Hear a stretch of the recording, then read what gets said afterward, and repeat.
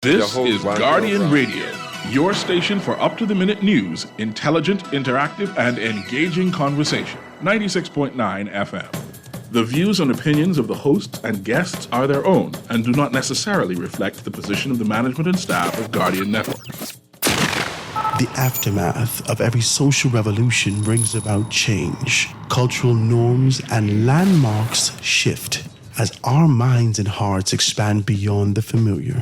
To everything, there is a season and a time to every purpose in the land of the living. This is our time to renew, revive, and restore the hope lost to the busyness of life. This is our time to dig again and rebuild from the storms of our past on a solid footing that holds. Welcome to The Foundation. The Foundation. Foundation.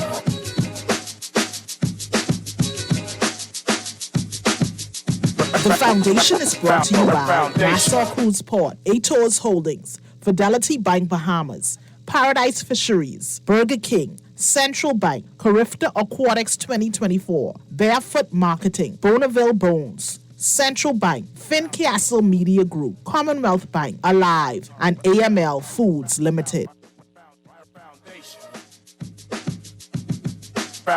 Foundation. It might seem crazy what I'm about to say. Sunshine, she's here, you can take a break. I'm a hot air balloon that could go to space. With the air, like I don't care, baby, by the way. Because I'm happy. Clap along if you feel like a room without a roof. Because I'm happy. Clap along if you feel like happiness is the truth. Good afternoon, ladies and gentlemen. 96.9 FM radio. Happy birthday to my wife. I just try to be as decent as possible before I don't know where I can sleep tonight. It is a beautiful day, ladies and gentlemen. March 12th out here, 2024. It's a Tuesday. It is my wife's birthday. She will not allow me to sleep without saying that. I'm hoping that this makes her happy. We're having a good time. I want to be able to join. I want you to join in with me today and being able to wish my wife a happy birthday. If you're celebrating a birthday, happy birthday to you, an anniversary, all those things that you're doing out there. It's a beautiful day. I want to be able to get into a few conversations with you today. I want to talk about this $100 million pledge, which brings everything to $300 million. It's in there. I want to be able to give a shout out to my good, decent people over at AFS Insurance Agents and Brokers. They got everything laid out for you. Make sure you give them a call, right? Make sure you give them a call at 341-1AFS. They got everything. They are open on Saturday, open on Saturdays. Saturdays, they are open. From 9 a.m. to 2 p.m., you can be able to go down there and check them out.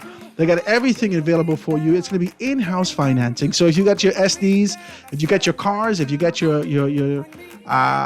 jitneys, your taxis, all those things, they can be more than happy to assist you.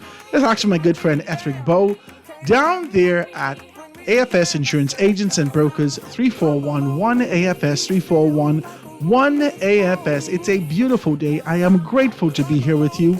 The line's going to be wide open to chop this thing down today as we continue to dive deeper and deeper and deeper and deeper and push past the superficial.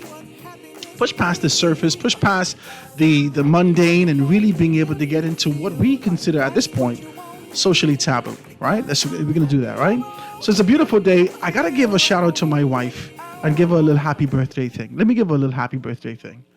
Happy birthday! Happy birthday! Happy birthday! Happy birthday!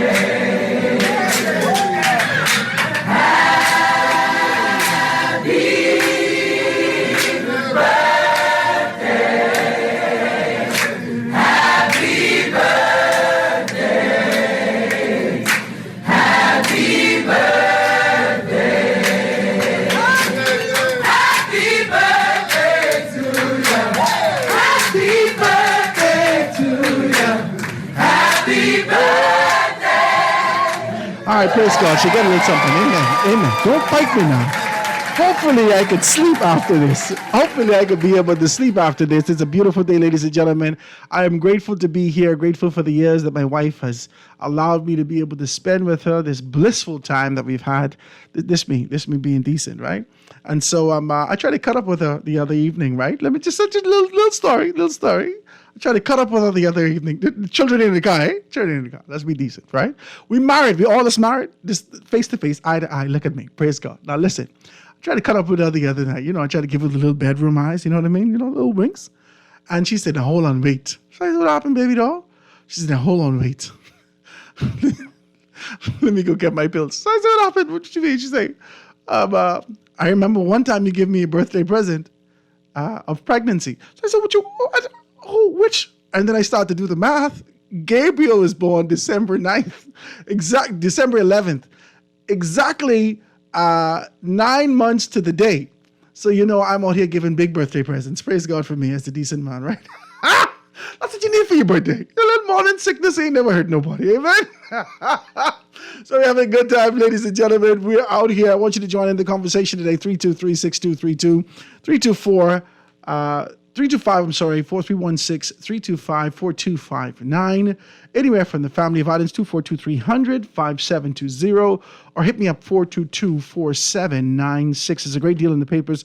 I want you to talk about it. Before we get into the festivities at the top, there is something that I think a lot of us are still kind of choked up on.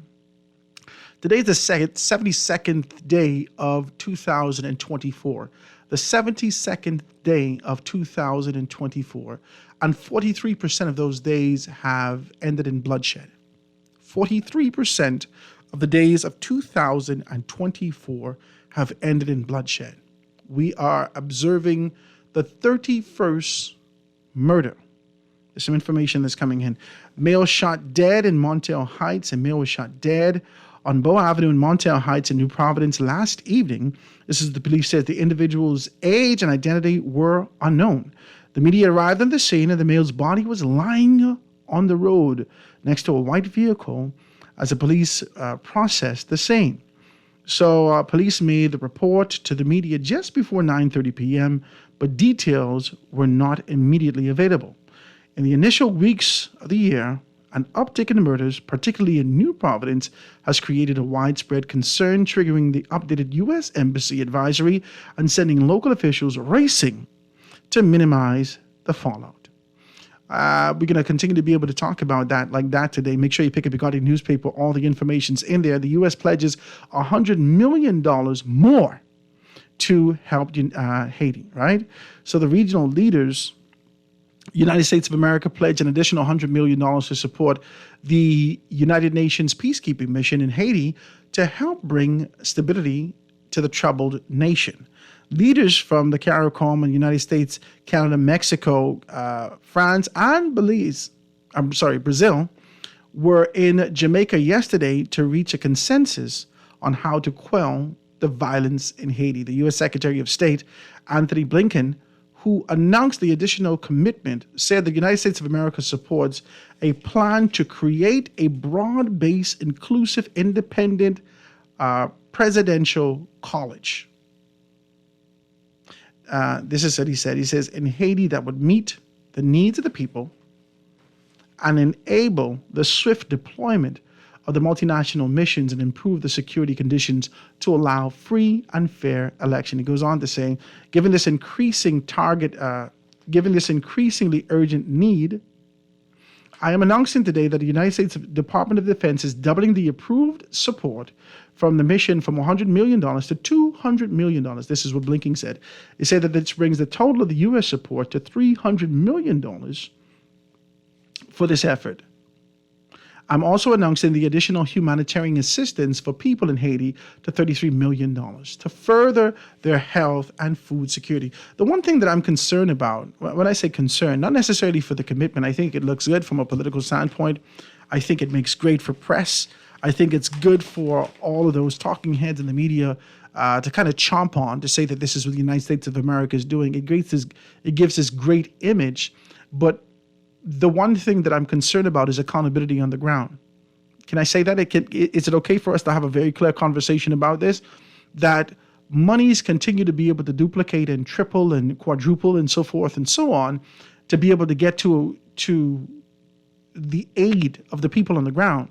But we see mass numbers continue to be able to leave Haiti. Persons are leaving. How do you dispense? How do you disseminate? How do you disperse these monies? Where does it reach? Who's to be held accountable for this? Because Prime Minister Henry can't even go back to Haiti. So who's going to be accountable for this? I want to know about these things. I want to talk about these things and find out how we're going to be able to get to this particular thing. So yesterday we started off talking about Haiti, and it kind of rang in my head. I shouldn't let it do it. It kind of rang in my head after the show that I don't know how to put this. I don't know what to say, whether or not is our social conditioning, whether or not we have been bitten by the arm, been bitten on our arms as we extended to lend assistance. I don't know what it is. I don't know how to structure this in my head, but it rang in my head. The text that I got yesterday, just one text. The others was fine. I didn't have a problem with it. But the one text, because this is the same text that I got last week that said, I'm a Haitian sympathizer. Anytime we open our mouth to have a conversation about illegal migrants, without bringing down fire and brimstone upon Haitians, there is this sort of concept and idea to do with sympathy, to do with this idea of being able to accept and open our borders. Is that what we're doing here? I want to talk like this. Is that what we're doing here? I just want to ask this question. I told you, when I left the show yesterday, I asked myself, am I doing something wrong?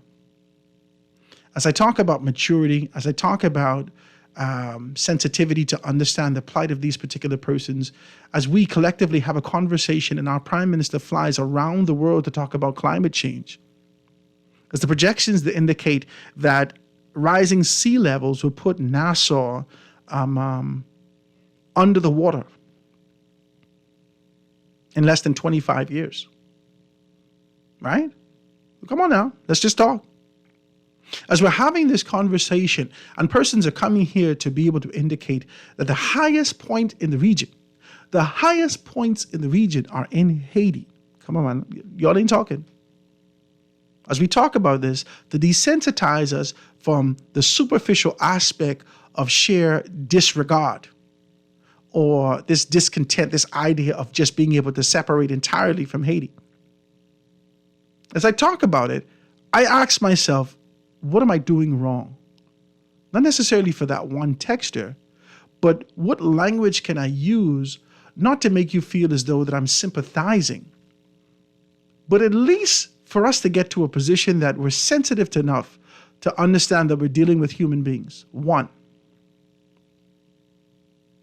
And two, to at least have a clarion call for all those who have innovation, ideas, this engineering concept to assist in this matter. Ourselves within the Bahamas and those particular persons who seek to get out of Haiti. Now, yesterday we spoke with Ruby Georges. And in speaking with Ruby Georges, I'm just reading this text. Speaking with Ruby Georges yesterday, Ruby and I had this conversation prior to. He says, Howard, they can kill you after they go, right? They can try, they can call you, they can cuss you, or they can this, they can that, they can send me back to Haiti, they can do all these things. We've seen this before. This is nothing new to him. And he continues to be able to push forward. But the question is, for you and I, Ruby's not here, this is between you and I. What are we doing wrong when we start to have a conversation about some of the ailing issues in our country? I went through it through my head yesterday. And my wife's eyes rolled over as I opened my mouth to talk. I said, what did she say? Oh my God. She didn't want to hear that.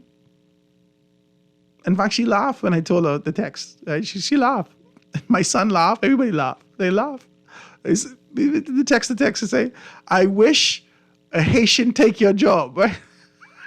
This is hilarious, right? I thought it was funny. I read it yesterday. I thought it was funny that you would say that your disdain and dislike and disregard and sheer disrespect would place you in a position where you wish my job. And who could be listening to this person? Talk to me. Are you going to tune in to listen to this person? I don't understand. I'm not fighting you. I just want to understand. Because every single time, no matter where we are, the only thing that I expect to come to the forefront now is a conversation about sovereignty. And I wish to debunk that. The concept and idea of sovereignty. I wish to debunk the concept and idea of autonomy. But we still have our humanity. That's the only thing that we have. The only thing that we have. The conversation yesterday had to do with the separation of classes. I don't know whether or not this was in a ethnicity, if this was a regional position, but we understand the core of what we're dealing with is classes.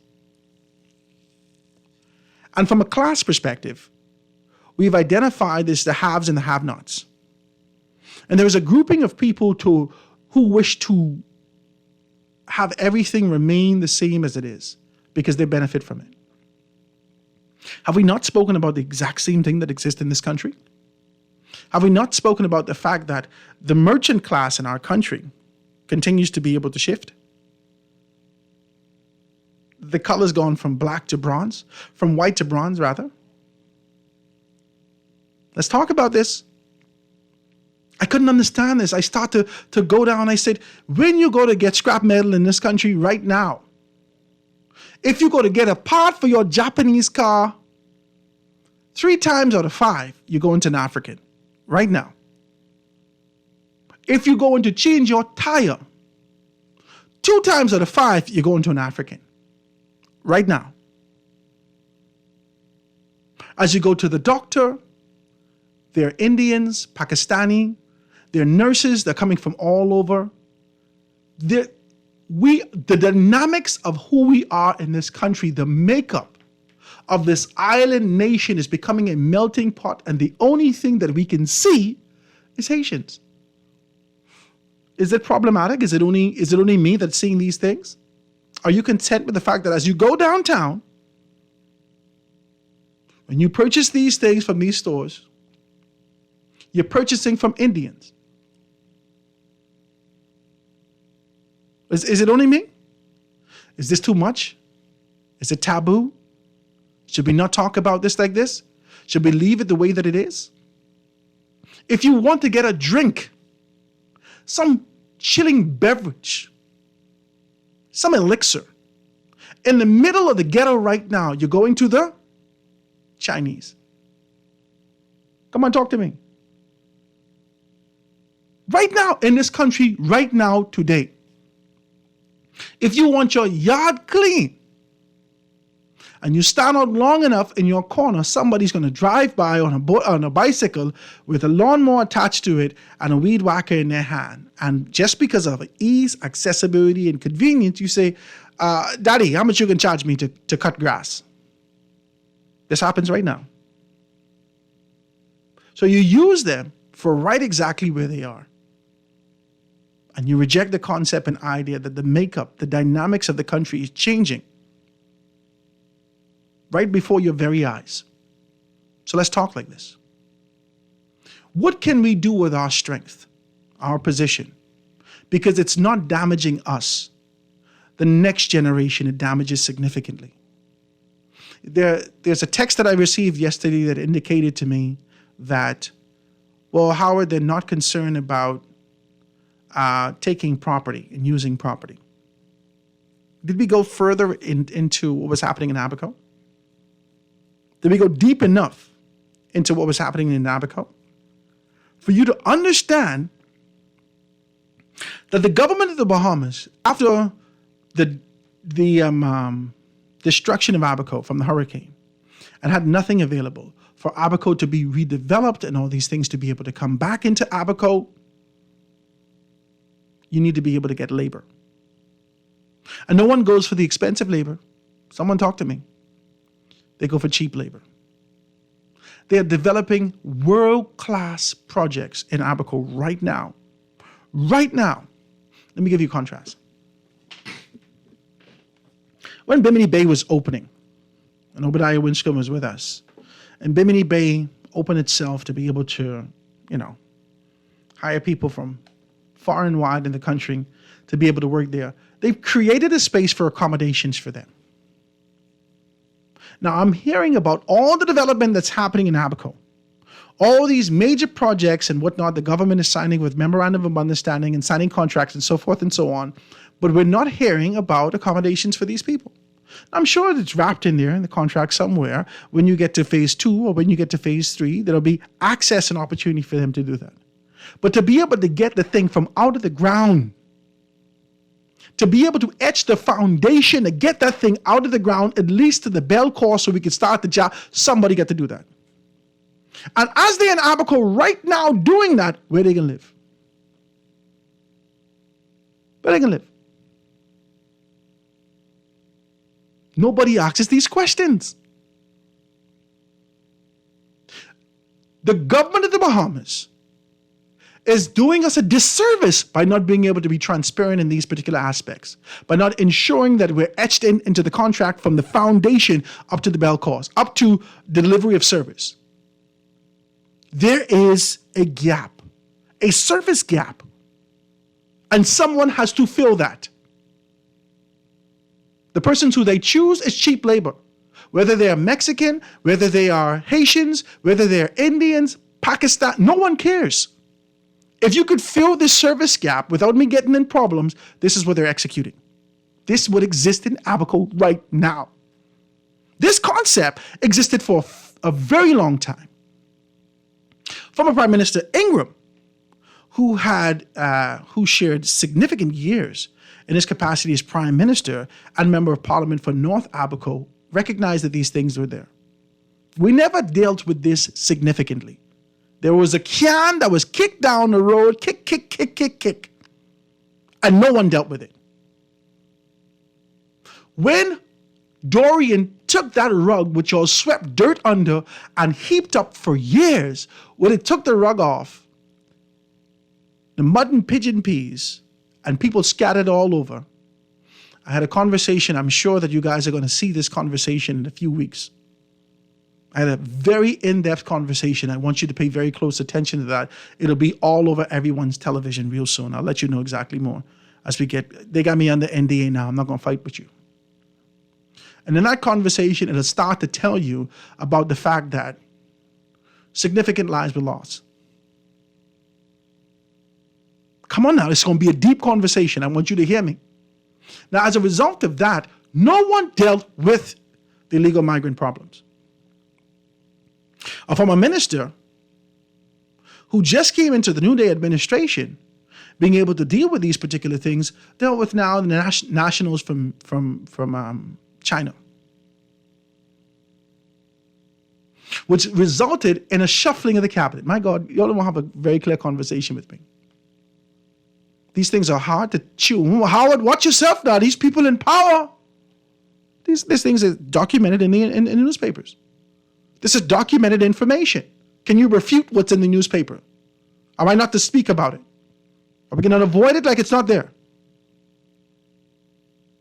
There are migrants that are in our country, strategically, those that are looking for just liberty, freedom, access, and freedom of movement, and those who are looking for economic come-up to be able to get a significant slice of our land.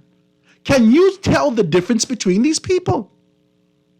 The dynamics of the country will shift in 25 years. You would not even know your parliament. Your children don't want to be here. Your children ain't going to be here. Who is going to take the place of those persons to be able to execute in our country? Now, if we don't start to have a level-headed, sober-minded conversation on how are we going to be able to deal with this and hold our leaders accountable, if the only thing that we're going to lead with is an emotional conversation about how I hate, oh my God, I hate Haitian. If the only thing we're going to lead with is that, then I think we better stop talking entirely and throw our hands up like former Prime Minister Perry Christie and say, it is what it is. Talk to me. Now, if you don't have that it is what it is concept, then we have to put our brains together, our minds together, and say this is our expectation of our government. Because no one called for the removal entirely from the cabinet of the Bahamas, the former minister in immigration. They shuffled. And he still serves at the pleasure of the prime minister every day. He still sits there and provides counsel to the prime minister based upon his expertise in these particular areas. And this would exist in our country. We got to have a clear conversation. And no one should be the villain for being transparent. Your target, your disdain, your dislike cannot be identified in an individual who seeks to be able to come to the forefront and say, hey, listen, how are we going to deal with this? We too casual with our own selves and our own futures. And we will have to come to account and answer to our children about our participation, our part in this garbage that we call paradise. And the only thing that exists in this right now for Howard Grant, the major issue is not crime. The major issue is not illegal migration. The major issue is not social welfare, economics. You know what the major issue is for me? Corruption. Corruption. That stemmed from up high on the highest hill all the way down to the bottom. And those at the bottom that say, well, the fellas on top are doing it, so and my God, I might as well get a little taste. This is what exists in our country. That's ruining us. But you could watch a plane come in with foreigners and get a manifesto and identify these particular things, accept $5,000 and turn your head. That you're content with the fact that these people from Venezuela, all around the corner there, based upon the allegations, based upon the stories, based upon the concepts and ideas by a duster garden with your husband there. My God, let's be decent. Let's talk. Let's talk. And giving them the whole beehive without the E. You know it's spelled hive, right? Without the E. My God. You're giving them the whole hive to come home with you, but your only concern, your only concern is Haitians. We have to think far and wide of how we're going to protect our borders. We're going to need more participation. International Women's Day have just gone. We need more women's participation. We need a very clear understanding that you have a part to play in fixing this country. If the expectation is for us to be able to lean on any administration who has already been given themselves over to one factor or another, you have to get involved. And we're going to have to collectively hold the government accountable, hold political organizations accountable, and expect above board business to be done on our behalf. Or we could just say, baby, it is what it is. Well, what you want me to do? The people was thieving long time, Howard. It is what it is. The dynamics of your country is changing. People who never had nothing in their entire lives. I need you to hear me now. Listen to me very good. These people come from nothing, many of them. They've never had anything. They have never been given an opportunity in their own countries. No one knows their name where they come from. No one. They are nobodies where they come from, many of them. And they came here and made a name for themselves because you glorified them. You gave them an opportunity. You gave them land. You gave them access. And you pushed yourself out. You didn't believe in yourself. You only saw service in yourself. And you could blame the Haitians for that. Bananas. Absolutely bananas. Now let's talk like this. Talk with clarity. Cuss me out. I could take cussing. But at the end of the day, despite all the criticism, make sure it's constructive. Make sure that we're lending conversation for the growth and development of who we are and where we got to go. America now is saying that it's giving another $100 million. We sending troops down there, 150. What are we going to do to protect ourselves internally? Let me take this quick commercial break, ladies and gentlemen. The lines are going to be wide open when we get back right after this.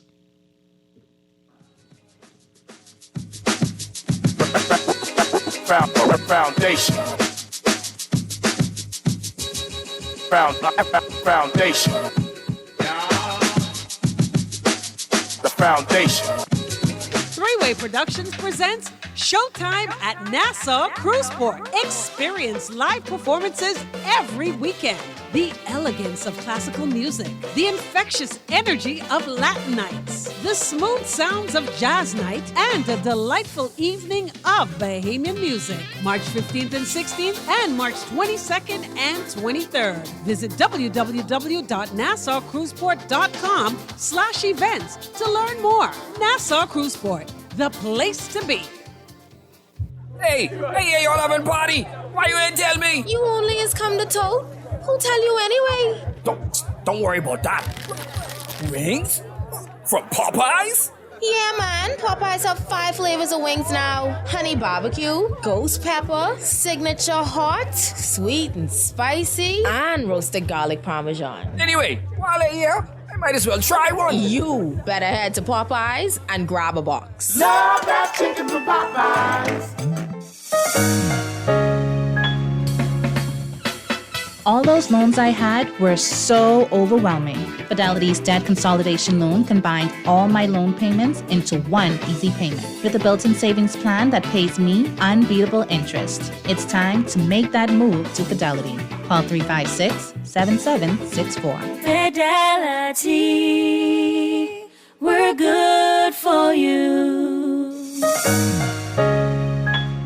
It's Easter time again, and it's time to stop by Paradise Fisheries, located at number 16 Harley Street, Mount Royal Avenue. We are now accepting those large orders for fish fries on Good Friday. So give us a call today at 325-3301 or stop by our stores between the hours of 9 a.m. and 5 p.m. Monday to Fridays and 9 a.m. on Saturdays. Paradise Fisheries, still your one-stop shop for all of those Easter desires. Foundation. Foundation. The foundation. The foundation. And we are back, ladies and gentlemen, 96.9 FM radio. Howard Grant and your company, The Foundation, March 12th, my wife's birthday. Happy birthday to you. Hope that you're doing well. Today we're just talking, guys. The lines are wide open. If you want to be able to kind of chime in and join in the conversation, I'd love you to do so. We're still talking where we are, where we need to be, where we're going, if we're on the right course. And we're really talking about illegal migrants, right?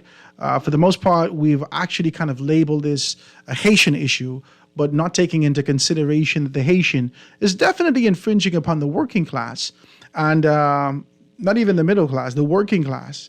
And basically the poor of our country. They're infringing upon the opportunities that can be afforded to those persons. But no one's really having a conversation about the merchant class, how that's shifting in perspective, how a lot of persons are moving out. And we're finding ownership to persons from, India and other spaces that are taking over. If you go down to Fish Fry, the majority of people at Fish Fry, y'all don't want to talk to me, you know. Y'all don't want to talk to me. I had some peas and rice from some place on Fish Fry when I first moved to Nassau. I said, this is not peas and rice, this is rice and peas. Can I say this? This is not peas and rice, this is coleslaw, or is this pickles? Can I say this? This is what you got in your country. That I have to be able to go, why your conch salad tastes like this? Can I say this? Can I say this? Is it okay to do this? Is it taboo? Do we continue to skirt over these particular issues and walk around it like it doesn't exist?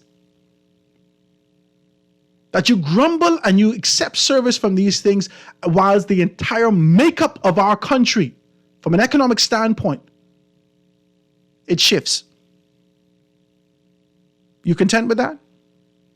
Have you always been looking to be able to say, well, I got my Haitian right there working for me. See? You don't want to be real with me. You don't want to be real with me.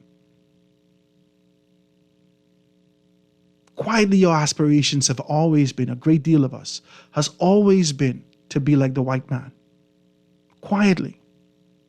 Quietly. You believe to be able to get over this hump from over the hill to a space of productivity and purpose and prosperity, you had to do certain things. Very superficial. Very superficial. And from a superficial standpoint, you thought you needed someone to iron your clothes for you. My God, you wasn't making no money. But you needed someone to come in to iron your clothes for you, to do your laundry, to do your this, to do your that, so you can go out and say, my Haitian. You be viewed in a particular light in this country, and that's where it stems from. That hasn't stopped. Let's talk like this. The question I have is that, has your social disdain, disregard, dislike, your anger and frustration as it relates to living in this place that people call paradise while you ain't making $2,000 a month, is that the issue that we're dealing with? And if that is the issue that we are dealing with, do we deal with Haitians with it? Is it a Haitian issue? Is it a legislative issue? Is it as a result of what's happening that comes down from leadership in our country? Let's talk. I think it's time for us to be able to take this thing off and be real. Take off the blinders and this sort of the social decorum of trying to be able to play nice. We're dealing with a real issue. And in 20 years, you will not know who we are as a people. Why? Because your children will be gone, educating themselves and looking elsewhere. And those persons who may not necessarily have access and opportunity to these particular things are staying here locally. They're getting involved in politics. They're getting involved, just like the lady says, in radio. They're getting involved in everything. The dynamics of who we are is changing. And the only thing you could say is, you as a Haitian sympathizer. All right, Howard, out the picture. No longer on radio, gone. Does that fix the issue? It doesn't. Because there are certain persons you can't even tell in immigration that you're going to have a raid. Because you'll come tomorrow morning and meet no one at the site. Someone say something to me.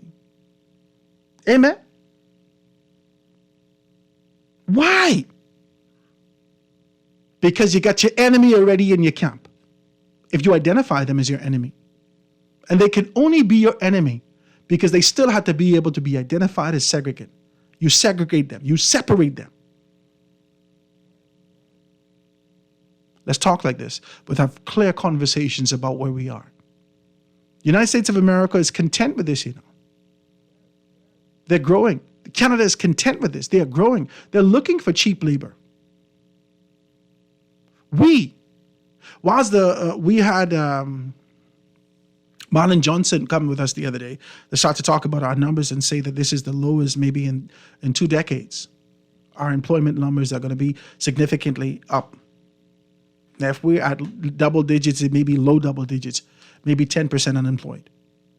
And there's expectation by hopefully the next cycle that we'll be down to 7%. Let's talk like this. They've already infiltrated every aspect of our society. They have already infiltrated it, whether casually or directly, by design. Someone said to me, he said, but Howard, you don't know these Haitians have a plan. I said, the only plan I know Haitians to have is survival. That's the only plan I know. But when we start to have a conversation about the mantra that's coming out of China, that's a plan. When we identify and have a conversation with these people whose dollar has been devalued significantly from Venezuela, that's a plan. When we start to be able to talk about the Indians who come from nothing, many of them they live in the slums, to come here, educate themselves and look for liberty and opportunity, that's a plan. And the only thing that I know, the Haitians that I know in my space, as it relates to 8 Mile Rock and coming from them, the only thing they ever wanted is an opportunity to do better for their children. And if they could get that in Haiti, they will leave today. These are the Haitians that I know. They would leave today. But over 40 years, they've been having problems. So let's talk to this. Let me read a couple of these texts. Guys, the lines are open. If you want to be able to do that, let's do it. If not, I'm not going to fight you. Let's be able to talk like this. It says, start the show off with a birthday shout out to the wife. That's a smart man. It's your priorities. Yes, sir. Yes, yeah. Wishing you a happy birthday. May God continue to bless you, both you and your family. And you're praying for Haiti. This is a text that's coming through. Say, hey, crazy. It's crazy how America loves to go to war to defend democracy all over the world. Yet here it is that Haitian people are protesting for elections while America and her allies are showing support to the Orsin. I don't know what that word is. You text me that. Fix that for me, please. I'm sure there's a typo. Right? Responsible for withholding the elections. Right? It says, but they will interfere to overthrow Haiti's leaders. Did you understand? Bill Clinton take on a concept to talk about the fact that he destroyed the rice field, but then he started to talk about his allegiance to a relationship that existed in the bourgeoisie and the mulattoes and the upper class and the upper echelon of Haiti. That his commitment and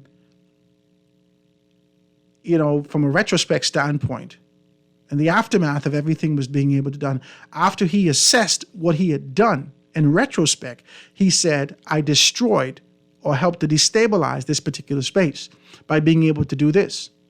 But my doing this was only based upon allegiance to an upper class and the bourgeoisie. We're having that in our country right now. We're having these same issues in our country. Says Howard, that lady expression of disdain and illegal migration, you may think that that's all about having sympathy and being Christian, but there's people who are overcrowding and tasking our system. A Haitian should take your job. A Haitian should take your job comes from someone who has been negatively affected by the vagabonds. Wow, that's bananas. You use the word ascribed to Cain as a result of killing his brother Abel. A vagabond, to be able to now assimilate that and ascribe that to Haitians. Bananas. To me, just crazy. I'll keep reading. So these ain't taking your job yet. Start speaking like you're an FNM or like you're in a church preaching a sermon to some dumb educated people. No, I'm not. I don't think that I am. I said that this is something that I was dealing with, that I had to understand. How do I now shift my language? Or do I even touch the topic? But I don't think I should run away from a topic. Do I even touch the topic? Because of the social disdain and the sort of gulf that exists between those who are content and understand their convictions and positions and those who are determined that we don't want nothing to do with these people. That's it. So it says, good day, Howard. Great show again. I went to the International Food Fair and was blown away by how much nationalities, not international, nationalities are in our country, downtown, also the Greeks and Hispanics. And the Europeans in the inner city and the Chinese everywhere, these Africans, the Jamaicans, and the Trinidadians. This place is Shy Haiti. You remember we talked maybe 4 weeks ago? I think it was sometime at the beginning of this year. We started to have this kind of a conversation about, I don't know how it spilled over into this idea of the whites, right, in our society, and being able to identify these persons, just like the Haitians are trying to be able to identify the bourgeoisie and the upper class. We had this kind of a conversation about the whites that existed here. And I told you I had a conversation with a very good friend of mine who I hold in high regard, that spoke to me for an hour and a half about the Greeks' commitment to this country and how the Greeks are 5-6 generations deep, and how they've been here and how they've committed and how they've served the community and how they assisted and how this country is just as much theirs as it is ours. And I couldn't fight him. I couldn't fight him on that. And he started to say that the responsibility that you have with your voice is to identify how to pull people together, as opposing to perpetuate this aspect and idea of this perpetual Africanized talk that separates one class from another, separates one ethnicity from another. How do we now pull these people together?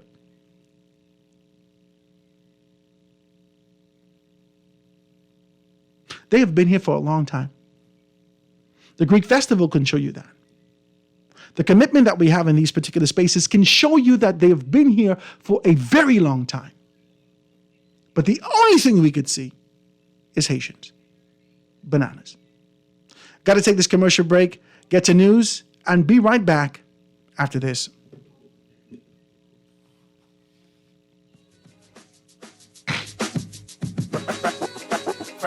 Foundation.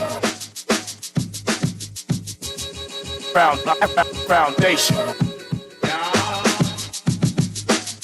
Foundation. It's Whopper Wednesday every Wednesday at Burger King Nassau. Make your Wednesday sizzle and sink your teeth into a flame-grilled beef patty topped with tomatoes, fresh-cut lettuce, mayo, pickles, ketchup, and sliced onions, all on a toasted sesame seed bun with fries for only $5.95, including VAT. This Whopper Wednesday, grab a friend and head down to your favorite BK Nassau location for a flame-grilled Whopper made your way with crisp fries for only $5.95. Burger King Nassau, where taste is king. The Central Bank of the Bahamas is celebrating 50 years with $50,000 in cash for 5 Bahamian students conducting innovative research in economics, finance, or business that could impact the Bahamas. If your completed work is fit for publication, you could be one of 5 finalists in the 2024 T. Baswell Donaldson Research Competition and claim your share of $50,000. The winner will receive $30,000, and all finalists can participate in a research fellowship with the Central Bank of the Bahamas. Submission deadline April 30th, 2024.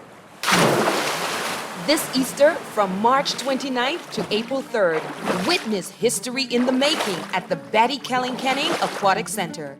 Cheer on Team Bahamas as we dive into history, swimming our way towards a 6th straight victory at the Carifta Aquatics. Feel the thrill of competition as 500 athletes from 24 countries from across the Caribbean converge in the Bahamas for the championship title. Immerse yourself in the greatest youth athletic spectacle being held in the Bahamas this year. Watch live as champions are born, records are shattered, and dreams are realized. The Carifta Aquatics isn't just a competition. It's a showcase of the future of swimming right in the heart of Nassau. Mark your calendars. This Easter, March 29th to April 3rd, the Carifta Aquatics at the Betty Keling-Kenning Aquatic Center. See ticket information and full schedule at cariftaaquatics.com. See you at the poolside.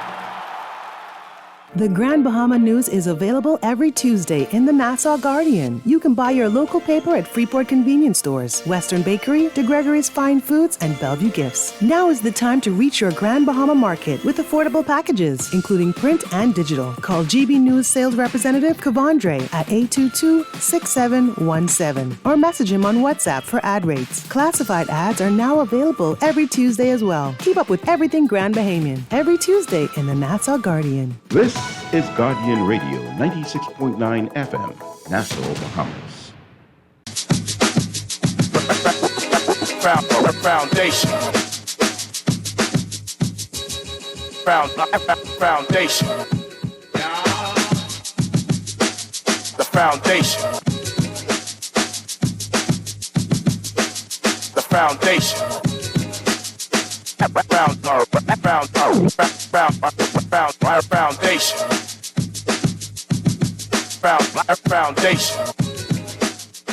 Haiti's prime minister has resigned as the violence in his country just gets worse. Officials of CARICOM, a regional bloc, say Ariel Henry submitted his resignation Monday night. This comes after regional leaders met earlier on Monday in Jamaica to discuss a framework for a peaceful political transition. The country has been plunged in a crisis after powerful gangs carried out highly coordinated attacks right across the capital, Port-au-Prince, since last month. Now, meantime, America's top diplomat says the U.S. will contribute $300 million for a Kenya-led multinational security mission to Haiti. Antony Blinken's announcement came after a high-level emergency meeting. You see them there in Jamaica, all of them discussing Haiti's political crisis. I think today's meeting on Haiti, so critical, bringing CARICOM together, is testament to Jamaica's leadership in the hemisphere that we share, leadership at a critical moment for Haiti, but also a critical moment for all of us. For more, we're joined by Jacqueline Charles. She is a Caribbean correspondent for the Miami Herald. Jacqueline, good to see you again. Listen, things are obviously dire in terms of not just what's going on in Haiti, but the solution to it. So we have that meeting with CARICOM in Jamaica. They're calling for something that's broader and more inclusive. What does that mean? Well, it's very interesting because I've been following this meeting all day. It started about 3 hours late. There were 7 different proposals that were sent to CARICOM practically overnight. They really wanted just one. And what seems to be emerging is kind of a piecemeal of some of the different proposals. But not everybody in these meetings is happy. It got heated at some time, and I understand that they've now asked for a postponement. But what we understand is that it's leading toward a 7-member presidential panel. And when you think about this, this panel is going to have the powers of the presidency. So it's like 7 presidents is what people are looking at this and trying to figure out what does that mean. I think what the international community learned today, that despite their criticism of the process up until now, that it's very difficult to get Haitians to arrive, at a consensus, and you're not going to be able to make everybody happy. And while they made it seem or allowed them to believe that they were, giving their opinions and they were coming at this, there was definitely a lot of nudging on the part of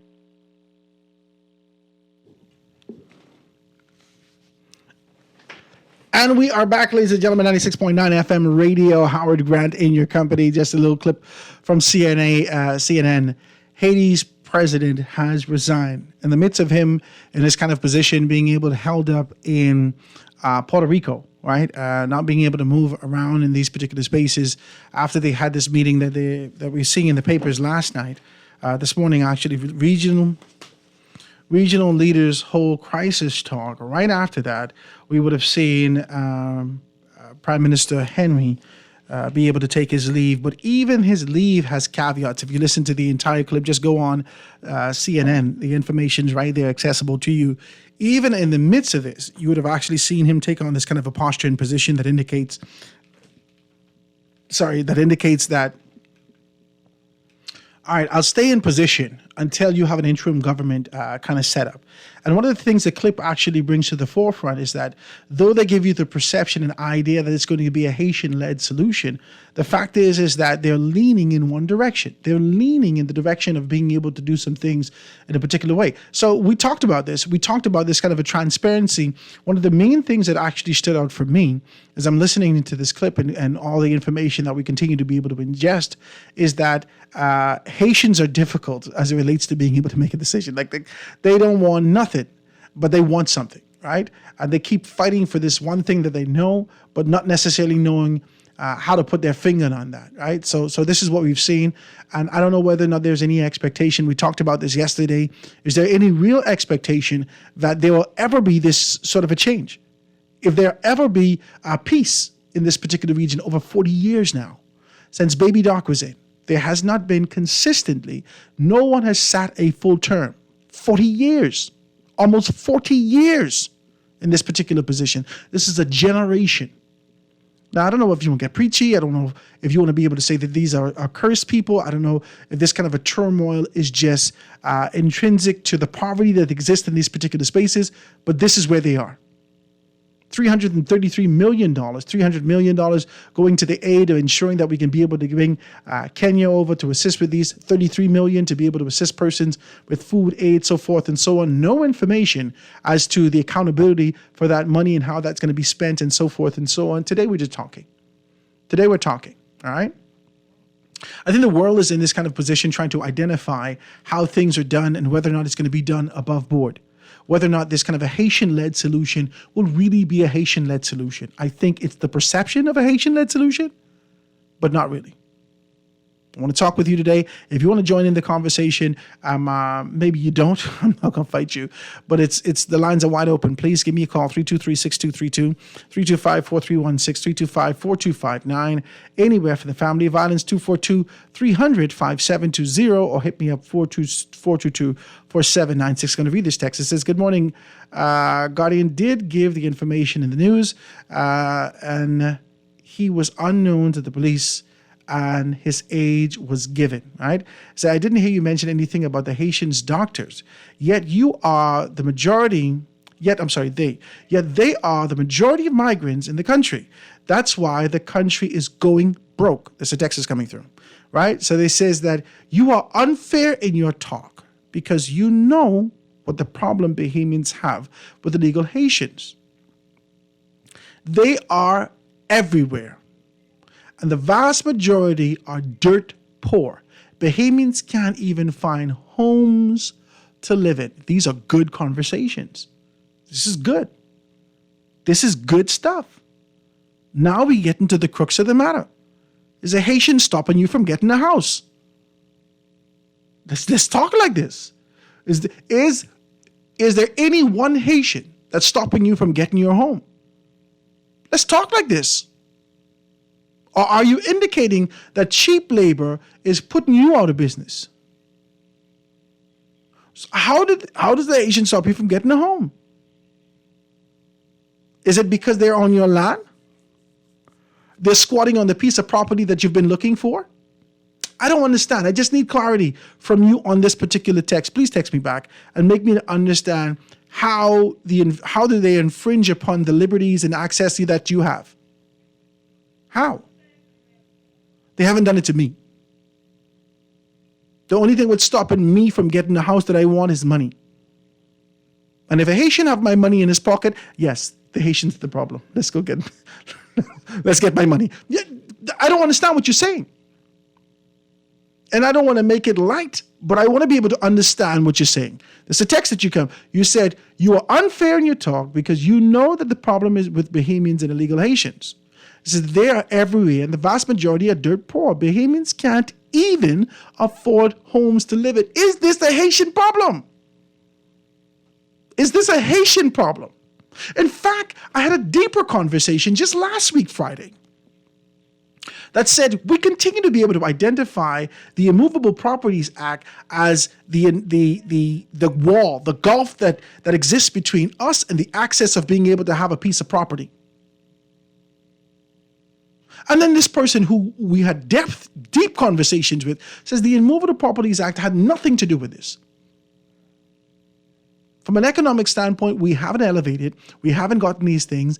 So what if they've created a space and access for us to be able to access these particular properties, or for those who are spectators from an external standpoint to get these properties? What did it have to do with anything locally? If you get your money, get your house. Let's talk like this. The lines are open, 323-623-2325, 4316-325-4259. Anywhere from the family of islands, 242-300-5720, or hit me up, 422-4796. Call on the line with us live. Go ahead. Good evening. How you doing? I'm good, man. What's happening? Great. When you're having these discussions, we need to discuss solutions. And you hit the nail on the head about corruption. Listen. We could play like we don't know or don't see it, but to get ahead in this country, sadly or unfortunately, it seems to be persons who break the law and then they get ahead. We have persons who are breaking the law with a number of situations for years. Now they're celebrated. You have it's corruption. No, right? Don't. Let's talk. This is the truth. No, you see it. Spread it out far and wide. Let us know.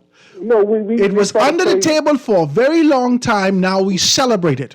In fact, we went, let's be decent. We went and it was a fight between the number bosses and the church. The majority of us indicating that we're Christian. The church won this thing against the no gambling and the government of the Bahamas. Yeah, then talk. Let's talk. See, you and I, we on the same page. You know the history. It goes back even further. with rum running and disseminate to it. If you really want to dive into this thing, there's corruption being going on, and now these people are now celebrated as great businessmen. So, I mean, people, like you said, the small man see this. And that's fine. You shouldn't condone corruption of no kind. But if you're to the bottom, like you said that person's coming here, they just want an opportunity. But you here to the bottom, a law-abiding citizen, but you look into the top and you see persons who came into politics with little or no money, and after a couple of years, they're millionaires. Still dumb. I just want to be decent as I say that. They ain't got no education, no more further. Nothing happened to them that they didn't have. Now they millionaires.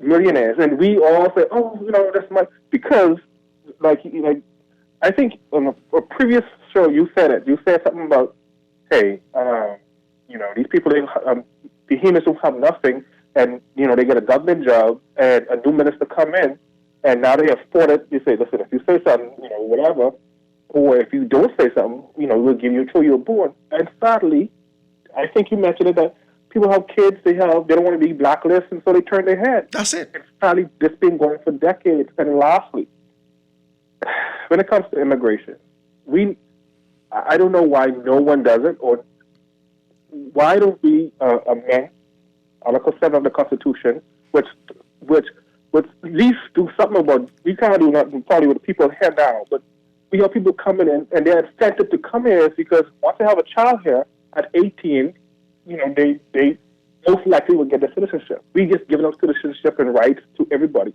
Why don't we amend Article 7 and say, if you came here illegally, we will give you some type of rights, but not citizenship. Because citizenship, I think we hold it too lightly. Listen, my last point, it's kind of frustrating and emotive, and in terms of I'm sure you sitting on a wealth of information, and for whatever reason, you may not divulge it because you have a family, you have kids, and you want to see the best for them. So my thing is, if I go here, and I've done it, I let the authorities of something may be happening. People cutting down stuff in the bush and making coal. Mm-hmm. Somehow, these people get wind of it, and when the authorities come, the place is vacant. How the hell they got that information?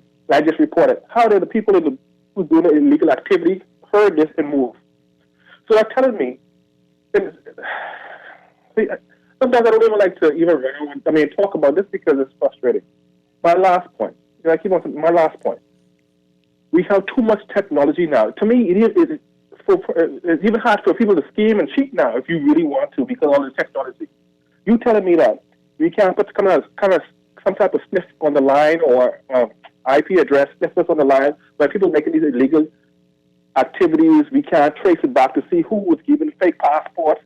You have illegal immigrants who in 6 months or a year have human passports. How is that possible? And they can't speak English. So my thing is, it can be done. My last point, it can be done, but we don't have the will, or you might hear Antoine call because he's a political. People who are entrenched with their political parties and they care more about the political parties and their contracts than what's happening. And like you rightly said, when my child and when your kids, they go off to school, my daughter goes to school, she might don't want to come back because it's not going to be the country that we grew up in. I'll hang up and listen. I appreciate your telephone call, my brother. You almost felt like a pastor just now. You closed but 6 times, and this is my last point. I like it. I like your contribution, but I think the crux of the matter is corruption. But it's difficult. It's difficult. I won't fix what you say just a little bit for me, not for you, for me. You as a poor man are sitting here and you could see the corruption and you could look at the top of the mountain and see that their corruption is there, but you can't scream at that because their money will drown you out. Can I say this? I can say this and you all brace yourself because I can talk about the hotel for 2 seconds and then I can let it go. I'll give you an example. The hotel wrongfully let me go. Wrongfully. There was policies and procedures associated with this. And then they paid me off. They gave me a significant check. I look at the check and my very good friend Wayne Monroe and I already did had conversations. These people didn't know I know Wayne Monroe personally. I know Wayne Monroe. And so I sat with him and I said, Wayne, what do you think about this, this, and this? He said, okay, Howard, that's no problem. We could be able to deal with this. What you want to do? When I get the check from the hotel, I look at my money and I said, I could give this to Wayne and he could soak up the whole thing. I still have a family to deal with. I still have my wife and maturing to deal with. What I can do with this money? Should I be able to go and try to straighten this out and be able to get compensation from the hotel? Or will the hotel seek to stretch this out because they got money that could drown out this little piece of money? And Wayne is not going to be able to do anything pro bono for me. What would I had to deduce what was the best course for me to take, because they could frustrate me in the court systems with their monies. They can frustrate me in the court systems with their money. And I'll have to pay Wayne every time to show up for me. So that means I have to take money from my family to ensure that I can be able to rectify something that was done to my ego. I said, forget about that. Let that go. And I open up a restaurant with my money. I just want to be very clear with you. This is what we're fighting with. When we as poor people look at the top of the hill and I can identify corruption, we know we can't reach that. We know we can't speak about that because the money creates a separate, a wall, a Berlin Wall that's unchippable. We can't even chip at that wall because the money long and strong.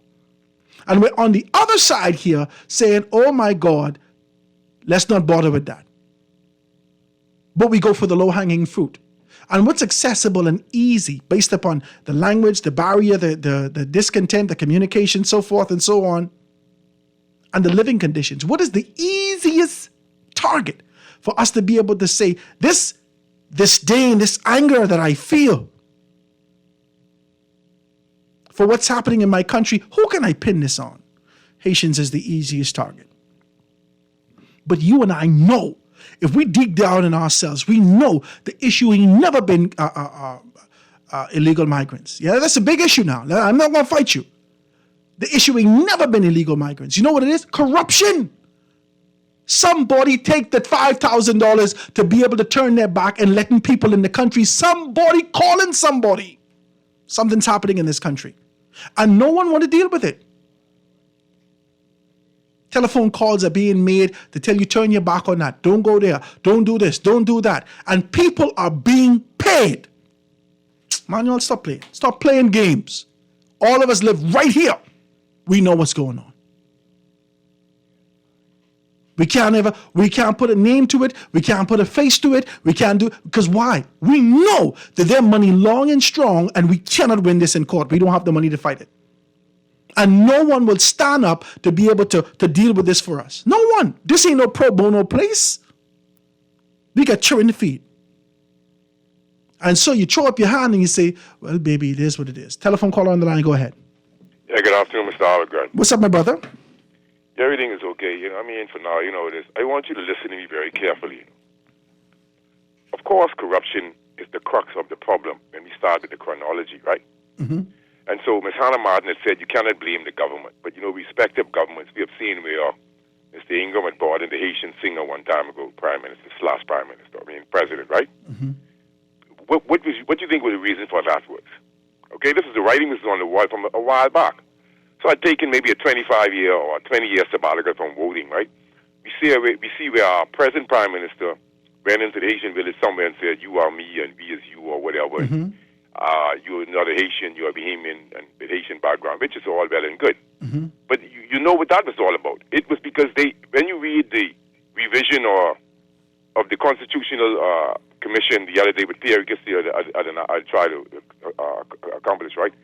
In that book, you'll see that they know about this problem was festering for a while, right? Mm-hmm. Now, with the last caller, you can hear the frustration of the Bahamian people. I like the last caller. I like what he's saying. I didn't disagree with anything what he was saying. Because we have the armamentarium, the technological advancement to weed out corruption and even to retroactively revoke citizenship. Okay? Mm-hmm. Now, just my daughter had asked me a few weeks ago, you know, she said, Daddy, why do we have so many Haitians in our country? She goes to Yale Primary. And then she said a few weeks later, I've been at dinner somewhere out there, she said, Daddy, why do they sell our islands? And she's an 8-year-old. So if you think they get problems from me, what you think? And so what I'm saying is, talk show hosts, right? I feel as if some of the callers are correct. You have to paint the picture as it is. So we know that we have Venezuelan, Cubans, Colombians, et cetera, right? Mm-hmm. But to me, everybody is mixed up in that prostitution and thing. Even male prostitutes, Haitians have male prostitutes, Haitians have female prostitutes. Mm-hmm. So I'm not going to say just the Colombians and the Venezuelans, et cetera. I'm not going to look at Haitians just coming here to work. They deal with illegal activity. They come from the States with their American accent and right? So they pose in a multiplicity of problems. But what the Bahamian people are saying is, you are posing so many problems with land, with let's say with shanty towns, and just basically, you don't live in the inner city. I'm saying that everywhere you turn, they are there. So I'm not saying they can stop me from building a house or whatever they're doing, but when you look at the educational system, the healthcare system, they pose a problem because what happens is the government, and they're doing this all over the world, you're making it look as if a small populace of people can't run or can't be happy in the country. So you're giving rise to grow population. You heard Luby said on the radio, islands are sparsely populated as if they're watching us. And so even with Luby, even though I understand what Luby was saying as far as Haiti, and he painted a picture which shows me this is a geopolitical construct, which I ever knew. Nobody wants to solve Haiti's problem. But they have enough people, 11 million of them. They can't make a big impetus to solve their problem with their diaspora. And so what I'm saying, and along with our help, because we've been helping them for so long, and their demographic is so entrenched in our country, all of them can't go against us because they are us. But we have to realize for what it is and accept it for what it is. We should be first.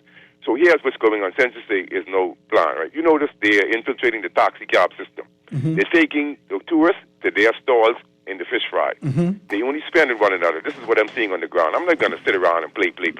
I brought a Haitian lady to the bottle company 20 years ago when I used to collect bottles and make $600-800 a month from collecting bottles in my truck. Tell me she don't like Bahamians. They would underprice the bottles when you don't have time to wait for the people to cut you the check. She's bleached out to the max. And she tell me she don't like Bahamians. But I know she was ignorant. She don't like herself, okay? Because she's bleached out. She don't love herself. I don't know what wives can't tell her who like themselves or who don't like themselves. But I black and I proud. I may be light-skinned, way. And I said to you said something that I agree with too. Maybe, my son, some of us, the curly hair, we still black people, be bright. And so, Howard, you always, what's he bright, you got curly hair. And so, I don't know, just through our ignorance, we don't realize that some of our original people have curly hair. I hate to use the word aboriginal because that means to hate one, aboriginal. That's what the word really means. They hate the native people. But, this is, in my ignorance, I even said that. But, we must face this problem for what it is.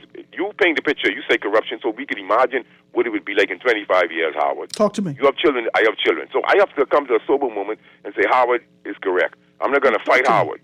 I know Howard is not a coward because I already see what you put forward. But what I'm saying is, Howard, if we have AI, a technical armamentarium, to weed out corruption, and we are not doing it, what does that mean? And so the Bahamian people are weak and pathetic. And so we sit around every day and we don't, like I said, if they're not seeing 20, 30, Mr. Monroe and all these other guys, and they come on, and this is before Mr. Monroe, they come on and say national security. But what is national security when we don't have it? What is it? Mm-hmm. Tell me. So then we would not turn to violence to solve our problems politically. But you see what Asian people saying, this guy can't come back. Maybe we need that here. And then the politicians will take us more seriously because we see the 5-year magicians, the 5-year Porter Rich, whatever they do. Wow. Right? Yeah. And so we expect for everything to be solved by just sitting and talking and sipping tea. Right? The Bahamian people do not hate the Haitians. Wow. We hate how the special treatment the government is giving them. And now this problem has grown, and Ms. Glennis Hanna-Martin is telling me not to blame the government. Who else is to blame? Wow. Thank you, my brother. It's the same thing when you talk about the police force. Mm-hmm. Every status quo upholding educated fool seems to think that there are a few bad apples when they don't have the data to back it up. When the data could show the contrary. Mm-hmm. There's no accountability for nobody. We don't deserve anything. We don't deserve a first world-class police force where the police pay repercussions for what they did.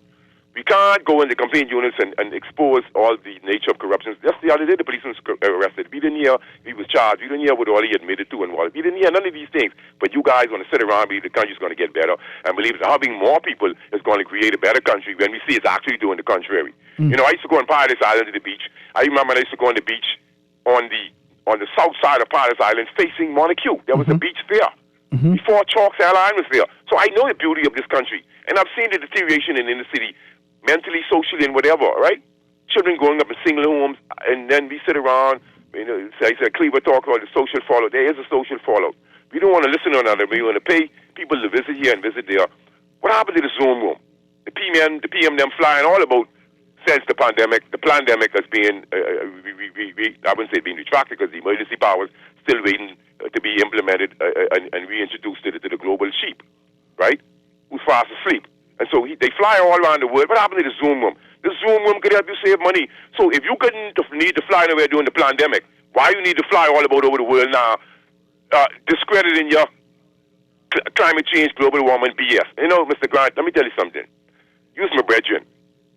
Don't talk about this climate change because I just get very mad, man, and use a common sense. Anyone who got education and believe that they can calculate the amount of CO2 in the air and the amount of offsetting per hectare is a fool. Okay? Because each plant has a different size leaf, a different size biomass, and temperature, and weather affects these things. I'm not going to get into all the variabilities and complexities of the molecular, mathematical calculations of carbon dioxide. The fact that they've chosen carbon dioxide as the culprit, you should have been awoken because it's the source of all life, Howard. And I would bring someone on who could talk sense to me and the people because I'm sick of this BS all over. As it relates to climate change? And yes, I haven't enough time to wait for climate change. I talked to a very famous person who's called his talk shows, and I said, I said I was guilty for not even reading the climate litigation and the carbon credit construct, right, the legislation. And after I've spoken with them, I realized I didn't even need to read it because I know the science, and I know that politics and legislation has jumped science to implement BS.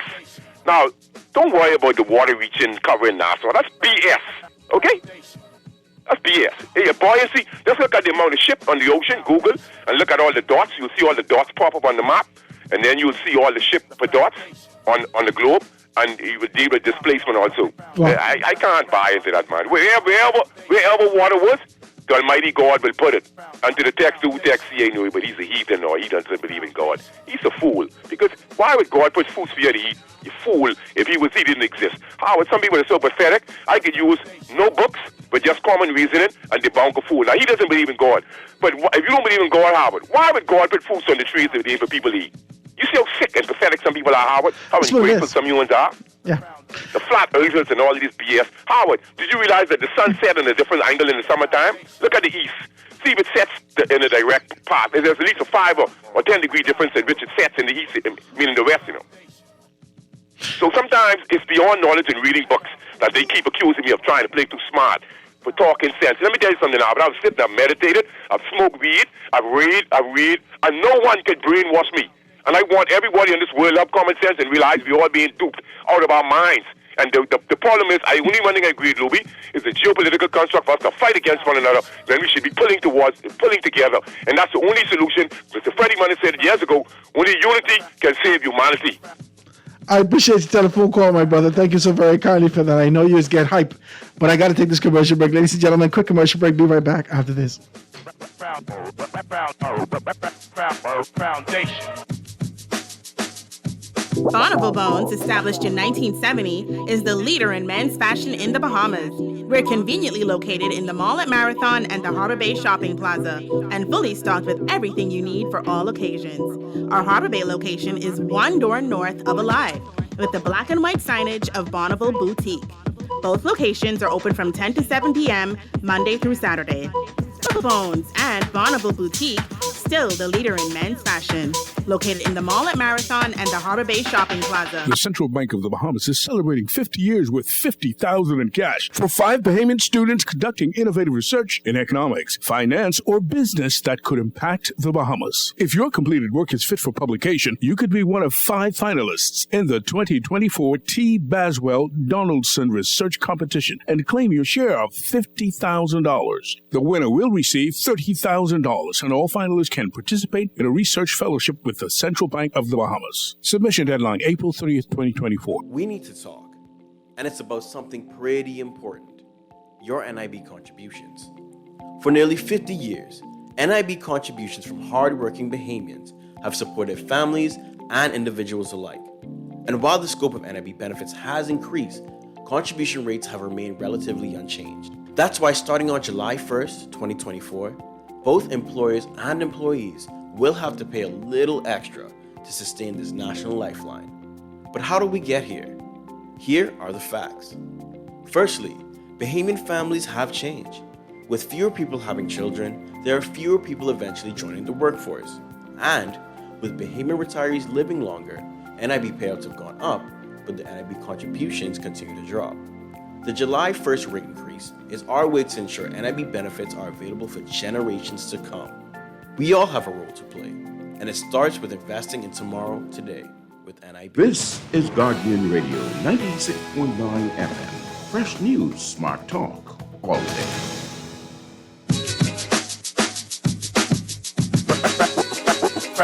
Foundation. All right, come right in. I see all the stuff is in there, guys. I want to thank you so very kindly. 52, I appreciate your telephone call. 96.9 FM radio, Howard Grant and your company. I'm going to read a couple of these texts real quick. I see the lines are lit up. You can give me a call, 323-6232, 325-431-6, 325-4259, anywhere from the family of islands, 242-300-5720. Hit me up, 422-4796. Quick text. Then I'm going to go to the line. It says, I hear your argument for the Haitian people, but why do you think that we have to compete with them? I really don't think we should. Why do you think that we have to compete with them? They break our laws, making shanty towns living free, where Bahamian people have to rent. They are getting an advantage over us. But we have to compete for our jobs, our stores, in schools, education, etc., etc., etc. Tell me how this is fair to us. I don't believe that it is fair. I believe it's unfair. I believe that they have infringed significantly upon our system, but I don't necessarily believe. See, let's do this. The Haitian problem that we have in Nassau does not exist in Spanish Wells. It doesn't exist. The Haitian problem that we have in Nassau does not exist in Spanish Wells. The Haitian problem that we're having in Nassau does not exist in Long Island. The Haitian problem that we have in Nassau, believe it or not, does not exist in Abaco. Even when they were at their height and all the shanty towns were booming, it didn't exist. They knew where to be. And everyone was content with this is where they are. This is where we can find them. The Haitian problem that we're having in Nassau, every man for himself, all in the backyard bush, all in the water fields and the wells and all these places, being able to find out and taking on this kind of a biggity position that I've been living here for 20 years. You want me to go live in the streets like a dog, never paid property tax, never paid anything, never did any of these things, expanding families, so forth and so on. That's a problem that we're having in Nassau. And let's deal with a couple of things. I said to you, the problem that we're having, length and breadth of the country, in my view and assessment, is not illegal migration. It's not displacement of Haitians from Haiti coming into our country, infringing. That's not the core of our issue. The core of our issue is corruption. How do you deal with corruption? An introduction of a technology. Technology brings accountability. Technology brings accountability. Internally, within these segments, for everyone to be able to be accountable, you need to introduce the proper technology so there can be accountability in the Department of Immigration. And simultaneously, there needs to be technology implemented to identify these people coming into our land. You ain't dealing with the proper technology. The closest that we've gotten to technology for being able to see anything for sexual offenders, for instance, is Marco's Law. Marco Alert. And the Marco Alert only came about after what was happening to Marco more specifically. But when it was Jake, them, the 5 children that went missing in Grand Bahama, we dealt with that, we prayed, we dealt with that, we prayed, and content with the fact that, okay, Jesus Christ has shown us, after all these things, couldn't let these people sleep, but they show us where the little boys is buried, murdered, throwing bleach on it, so forth and so on. Let's talk, man, let's talk, let's be real with these things. Faith without works is still dead. If your expectations in 2024 is to pray to Jesus for him to show up and say, well, this is what you were praying for, that's crazy to me. Accountability should be introduced with the technology that we spend in money every day on nothing. And there's no accountability. There's no data to indicate anything. One, you should introduce the proper technology and pay for it accordingly. And don't try to to be able to shave anything off of this. If the people say they can do it, identify these things and get it done. In the newspaper today, and I'm supposed to talk to you about this, the government ditches the bail monitor company.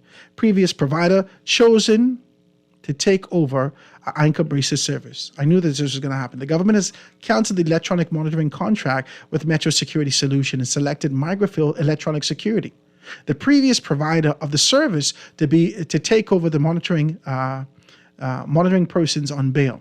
Now, I knew that was going to happen. Because the caveat exists in the contract. The contract said, we don't need to give you no excuses, only 30 days to be able to separate from you. That's it. The government of the Bahamas came to the forefront and said that we're going to give them 30 days to get it together. Not really. They give them 30 days to get it together. We're going to go by the contract and fire you in 30 days. I had already made a call, and certain persons indicated to me, Howard, we wish not to say anything about this because they have already been talking about the possibility of being able to transition. I say, okay, I'm not going to talk about it. Technology, and you shouldn't shave anything off to try to be able to accommodate these people. My God, that's a lot of money, eh? You think you should pay you so that much? Accountability. The second thing that you need to do is have proper legislators to safeguard the community. And then the third thing that you need to do is create divisions to police this. That's creating jobs. Introduce technology, fortify the legislation, create jobs. That's what you do if you're serious about things. If you're not serious about it, then you could come and talk to us about pillars. Talk to me. Next telephone lines. Go ahead. Go ahead, caller. Hello. Hi. Hi, how you doing? I'm well. How are you today? I'm good. How you doing? I'm doing okay. How long have we been talking about this problem with Haitians in our country? A generation now. And do you think we've made any significant impact to kind of deal with that issue at all? The only one... As far as migration here, you know? Let me tell you, the only people that benefited from us locally having a conversation about Haitians coming into our country is Haitians. They listen to us every day. They understand our thinking. They shut their mouth up. They fortify their positions. They navigate to this position, and they still bring the cousin, auntie, cousin, friend, so forth and so on into our country. But who's to blame for all of that? Who do the Bahamian people put in government to deal with our affairs? You know, to me, it's not as simple as saying, well, if Bahamians don't stand up for their country, or they don't do this, or they're lazy, then we can use these other people. Mm-hmm. I think that is really poor on the part of our officials to even to imply anything like that, because it's your responsibility to act in the best interest of your citizens all the time, not some of the time, all the time.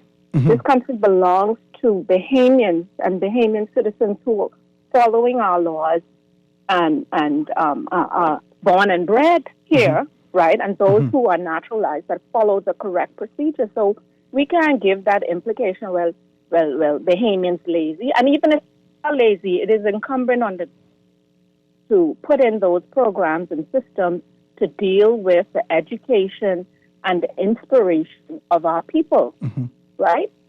We cannot afford to be saying, well, you know, we'll bring in another force and we'll, you know, I don't like that message. I don't like that, right? I accept that.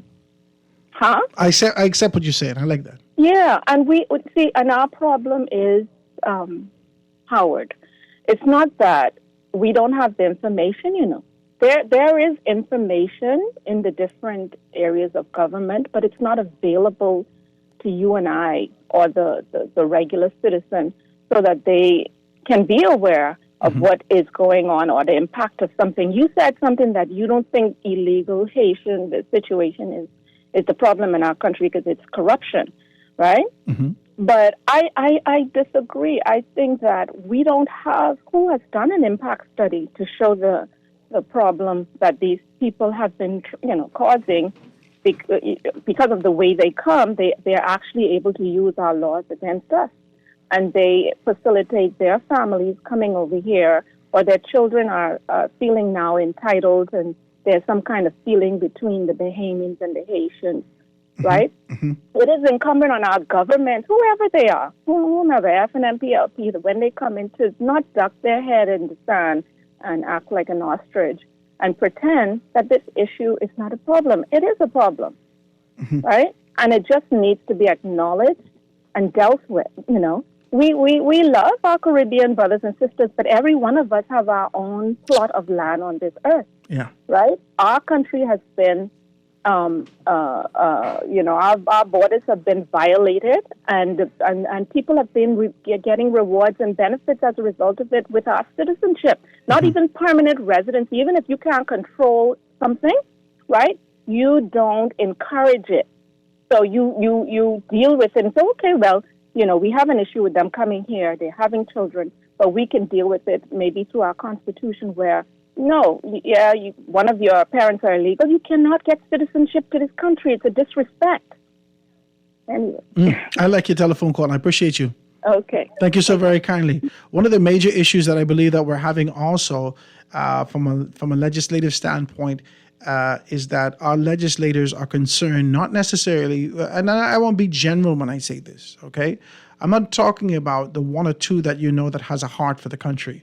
I'm talking about the nature and the culture that we've seen our politics move towards. It's moved away from the Constitution and empowering people through constitutional decrees and positions, and move towards tradition and identifying how do we empower ourselves and retain power as a political force. Now, as a result of that, we've seen Haitians change their language. They never viewed themselves, they never spoke in the language of being able to be separate and apart.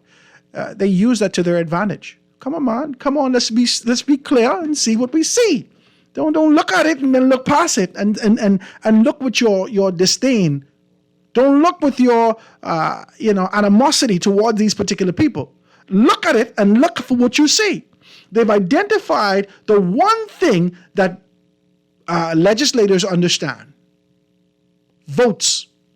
And they have viewed themselves as voting blocks. Come on, man, y'all need to stop it. Stop it. And this is why 52 could call and say that former Prime Minister Ingram went to them and did these particular things. You forget when the FNM, when they indicated during this particular time Haitians for the FNM, and then the Rastas, and the Rasta for the FNM. They spoke of themselves as a voting bloc. Current Prime Minister would go there on the campaign trail because they still represent a voting bloc. When we had the issue with the gentleman indicating that a Colombian necktie, so forth and so on, and the language that he spoke, despite his anger associated with it, was true language. It's more us than y'all. They've recognized themselves numerically. And from a numeric standpoint, they could say to you, we are a voting bloc. Okay. Now let's get back to this. Former Prime Minister Minnis, Hubert Minnis, has gone off to France and spoke on the world stage about the corruption that exists in our country and said that $500 million is lost annually. Where did he get those numbers from? Someone talk to me. Where did he get those numbers from? Where did he get those numbers from? Where did he accumulate and assess these particular numbers from? I don't ever see no breakdown for it. Where did he get these numbers from? And if anti-corruption was at the forefront of any of these things, it should have been dealt with. $500 million, a little piece of money. That's big money. $500 million annually is lost to corruption in this country. And I believe this is generous. I believe this is conservative. I'm sure that it's over $1.5 billion annually. We got to multiply this by 3.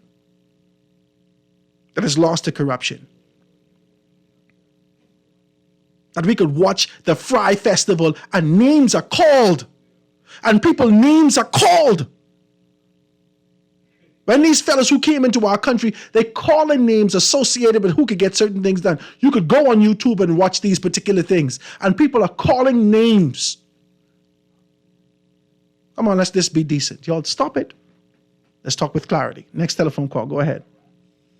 Good afternoon. Good afternoon. How are you doing? What's up, Anton? Everything good.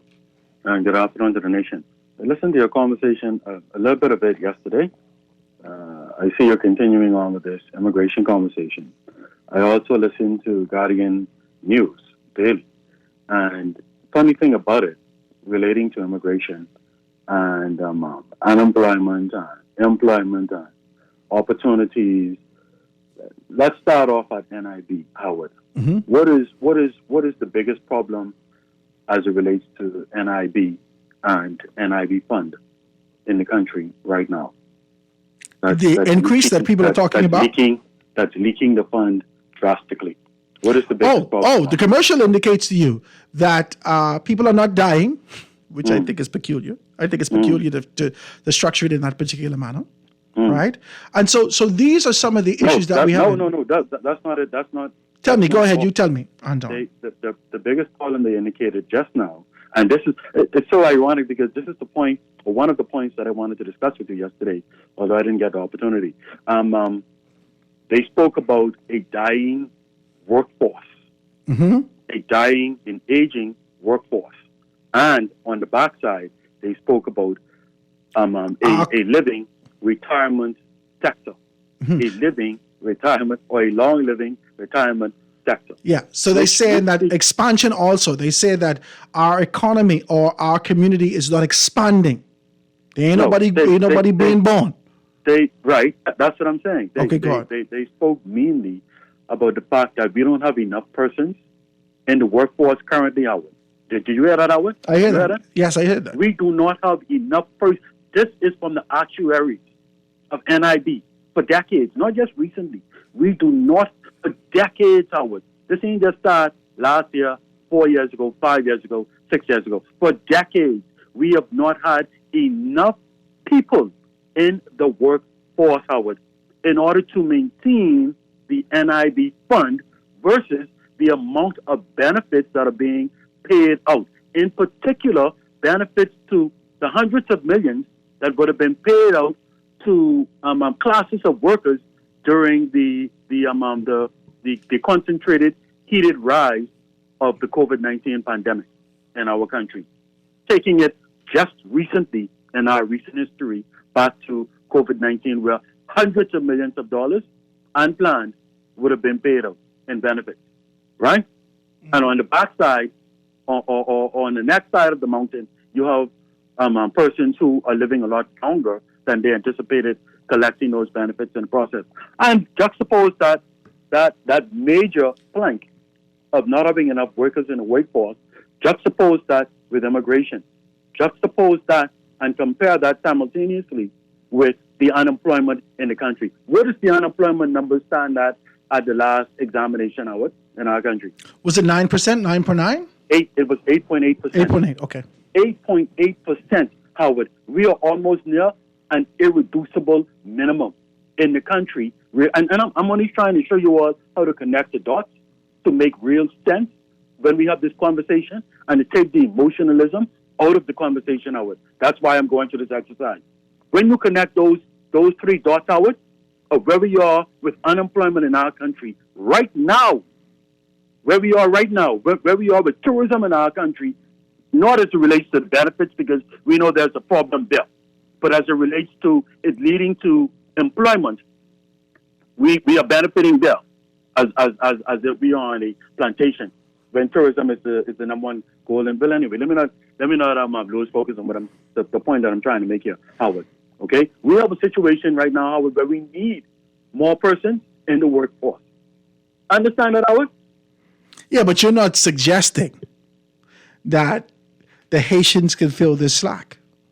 I am not suggesting anything. I am factually saying to you, Howard, based on the actuaries report from NIB, we desperately need a lot more persons to enter our workforce in the Bahamas, and that could be a means by which we ward off the year-over-year or every other year increase in NIB, if we're able to attain that legally speaking.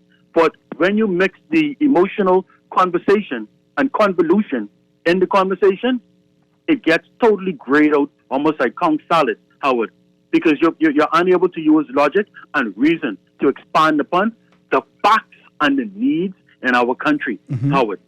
I'm saying to you, Howard, if we can structure, and before I even go there, let me make another one of the points that I wanted to make to you yesterday that I've made on your show many other times and over the decades of calling Guardian and other talk shows. I've made a similar point, Howard. We need to be able to structure immigration in our country in line with a long-term vision and plan for our country, which would examine the various sectors of our country, examine the various needs of these sectors in our country. One of those components in the examination would be the labor component, which would tell us up front, 30, 40 years into the future, what our requirements are, so that the government can work from that blueprint and determine what the needs are to import labor into the country, even bearing that into and expanding that conversation and examination into the needs of NIB, so that we can make some sense of it. Otherwise, Howard, we're going to bear the brunt of the increase as a working force of NIB needs in our country. And Bahamian people don't want that. Bahamian people are going to fight against that. I won't talk about this, Anton, and I got to let you go. I got 2 more minutes to be able to. No problem, Howard. But I appreciate this. I like how you introduced this to the conversation, because the truth of the matter is that this is where innovation and creativity comes in. Not necessarily looking at what exists right now, being able to see at the edge of our nose, but looking well into the horizon of our future in this country. There needs to be, okay, if we contrast what's happening in our country to what we see happening in Turks and Caicos. Turks and Caicos now have offices in Nassau and in Freeport for belongers. That means if you have TI in your blood, your daddy had anything to do with Turks and Caicos, there is a belonger status that is available for you. Right now. We don't have to wait 25 years into the future to be able to have belonger status for Bahamians who now live in Japan. Bahamians who live elsewhere. We can look creatively right now and indicate that we will provide these incentives if you expand our population. My God, you don't talk like this. We're talking the foundation. I thank you guys so very kindly for tuning in today. It's a great show, great opportunity. Tomorrow is the panel discussion. We're going to dive deeper into these things, talk about solutions, creative, constructive criticisms to be able to move forward towards the future, and how we can get back to business for growth and development here in the country. I want to thank you for tuning in, guys. 96.9 FM Radio, The Foundation with Howard Grant. I see you tomorrow, God spare. Happy birthday to my wife. Praise God for her. Let's play some of that Gracie's Corner. See you later, guys. The foundation.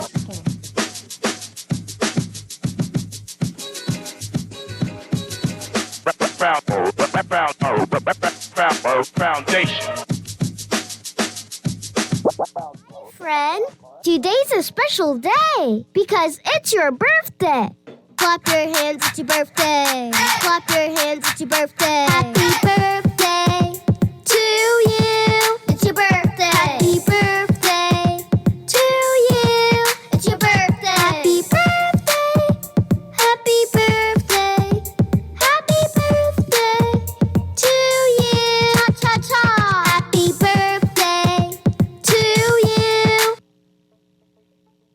Banks forcing you to use technology to bank the way they want you to? Your convenience is important. So no matter what your banking needs, Commonwealth Bank's friendly staff are always available in branch for that personal one-on-one service. But when you choose technology, our online and mobile banking app